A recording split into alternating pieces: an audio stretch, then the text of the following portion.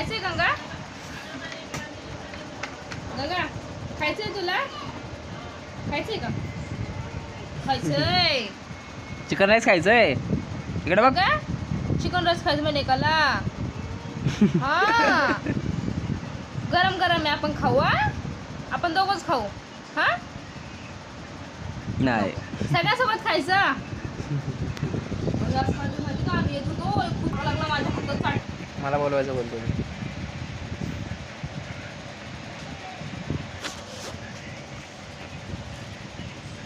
चल आपण दोघं खाऊ राईस.